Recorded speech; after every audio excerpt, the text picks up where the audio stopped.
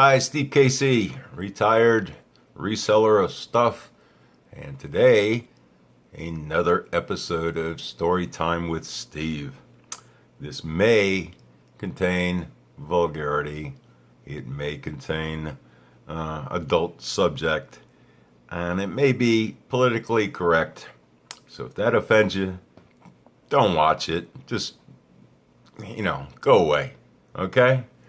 Stuff that happened in the early 70s to me. You ready? Here we go. I think this happened to me. It's all kind of fuzzy. Anyway, it starts out with welcome to Miami High Life. Miami High Life has been established like forever. When we were growing up, a friend of mine comes knocking on my door. This is in 1972, I think. And it's like noon. And he wakes me up because back then we all caroused and went out every night and came home, when the sun came up. Sometimes went to work as a lifeguard at the Doral Hotel, and sometimes we did. This guy comes in, banging on the door, walks in, says, get up, we gotta go to Miami High Life. And I'm going, okay. So, turns out I got some money in my pocket, and 15 minutes later, we're almost to Miami High Life. He explains to me, now this is not the smartest guy in the world. Nice guy, good looking, real shy, timid around girls. Women love him. And he doesn't get it. He's just doesn't get it at all. So he tells me he had a dream. And 3 numbers popped up. And it was like he had a vision from God saying, go bet these numbers. And I'm going, okay. So we used to follow High Life. We used to follow the dogs. And here we go. We walk in, and I don't remember what the numbers were. But he takes like $800 and bets a trifecta, which is 3 numbers in the exact order of win, place, and show. And I go, holy crap, are you crazy? And I look at the program, and there's no way these numbers are going to come in. But I go, I got $50. So I do it. And back then, 50 was like 250, 300 today. So he bets it. The players play. They do all kinds of acrobatics against the wall. If you've never seen High Life, it's a pretty cool place. And naturally, this dream comes true. And he scores huge. And I score very large. I can't believe it. Then he says, let's go for game number 2. I said, do you have a dream? He says, no, but I got this.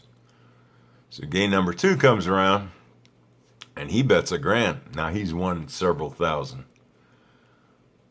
I bet $200 because I won several hundreds, and it comes in. We jump out right then. Money in pockets, get cashed out, get in the car, drive home. 2 days later, my buddy is driving around in a version of one of these. He always wanted an XKE, and he got it. So word gets around that he got it, and I hit it, and everybody's happy, and everybody's got money, and you can buy drinks tonight, and la la la. So, what do? We go to Biscayne Kennel Club. Now, Biscayne is where on my 21st birthday I walked in and I hit a 99-1 shot, which put me over the moon because I went to the Bahamas on my 21st birthday and I won lots of money. So We were not neophytes. We knew how to gamble. We read dog programs every day by the pool and just kind of played. If we weren't going there for live, we'd say, okay, I'll pick this and pick that, because the programs came out every morning. Next thing you know, an old druggy buddy of mine. Now, I'm past drugs. I'm hanging out with my alcohol drinking friends from high school who've grown up. All my druggy buddies, I'm trying to get away. But one guy was a math major, and he used to study, let's call it algorithms of odds and betting and so on and so forth. So I call him up and I say, hey, we're thinking about putting a little pool of money together and going to Biscayne and doing things. So he says, I'm in. So every day we'd study our dog programs, then we'd call him up and say, what do you like?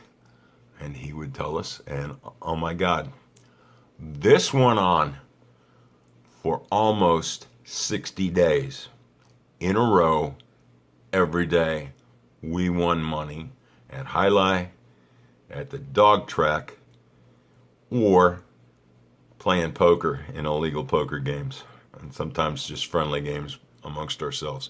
I did not lose a dime for 60 days in a row. I was on a streak, and after a while, I told my best friend, buddy, I'm on a streak, and I don't know when it's going to stop.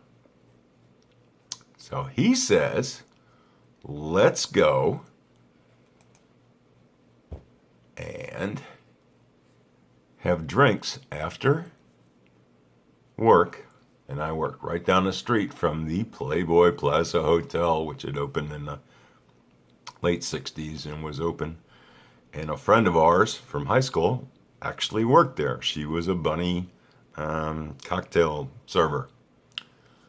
And I said, well, why are we going there? The place was magnificent. The place was outstanding, but there was nothing but guys there and the bunnies. I mean, who wants to sit around with a bunch of guys ogling at bunnies when you can't pick them up?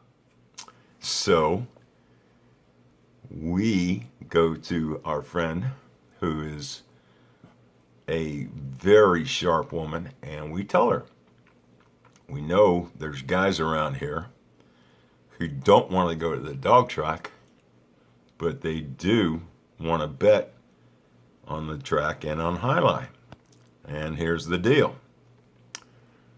So we make a proposition to her, and every day after work, like I said, I was a lifeguard, and about 5:30, 6 o'clock, I'd walk in the Playboy Hotel, have a quick beer, and she would hand me a package full of money saying, here's what to bet. And we ran that for about 3 weeks.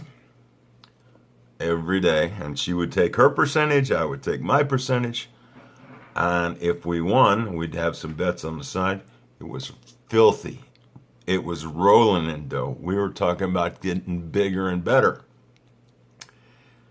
And then it all came to an end, because we walked in, and there she was with the general manager of the whole place and her boss also standing there. And she said, we are out of business. I barely get to keep my job, and you guys are not allowed to come in here anymore for whatever reason. So that's pretty much a quick version of how 2 months in 1972 were spent, as best as I can remember it. I have no idea what I did with all that money. Honest to God, it's blurry. I know I wound up a couple months later getting detained at the Miami Beach Republican Convention Center because there was drug, sex, and rock and roll there, but I was off of drugs. But there was plenty of young people protesting Nixon's nomination, so we went down there and I got detained. But after that, I think I moved to Palm Beach to work at another hotel. I think that's the way it happened. It's all kind of fuzzy. That's it. Take care.